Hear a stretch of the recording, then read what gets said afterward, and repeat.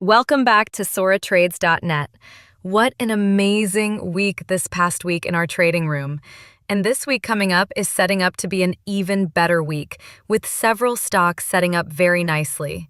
Let's dive right in and watch to the end, because the triple that we booked last week in Microsoft is going to look like chump change when I reveal this week's next setup that looks even better. So let's dive in. Let's kick this off with the chart of Tesla. This chart just gave us one of the most important tells it's offered in months, and it didn't come from a headline. It came from price behavior around $390. Right now, SoraTrades.net is offering a free trial.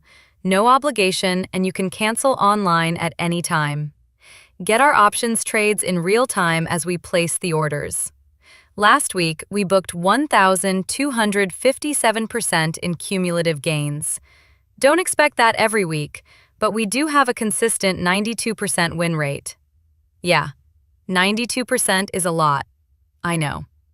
Last week, Tesla sold off aggressively into the rising 200-day moving average and into the $389 to $392 zone, a level that already carried weight. That area isn't random. It's the same zone where Elon Musk stepped in with roughly $1 billion in open market buying back in September. And markets have memory when real capital shows its hand. What mattered wasn't just that price tagged the level, it was the reaction. After days of persistent selling pressure, Tesla's stock stabilized, rejected lower prices, and followed through with a strong upside session on Friday. That sequence is classic sell-side exhaustion, followed by price repair, not the behavior of a stock that's rolling over impulsively. Structurally, Tesla is still working through a corrective channel from the highs, so this isn't a blind, all clear. Overhead, the $416 to $418 region lines up with the 0.382 Fibonacci retracement and short-term trend resistance. That level is the next real test. If price stalls there, consolidation is expected. If it reclaims and holds, the tape opens up toward the mid-400s and 30s and potentially the prior range near $445. From a risk perspective, the line in the sand is clear. As long as Tesla holds above $389 to $392, the downside case weakens materially.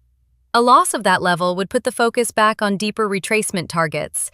But as it stands, buyers defended the same price zone where the CEO committed 9 figures. And that matters. The broader takeaway is simple. This was not random dip buying.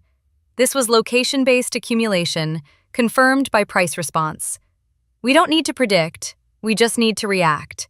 For the week ahead, I'm watching 2 things closely. First, whether TSLA can build acceptance above $416. Second, whether pullbacks continue to find demand above the $390 floor.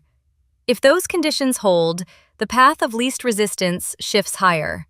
If not, we reassess, calmly, objectively, and without bias. That's how institutions trade it, and that's how we'll trade it.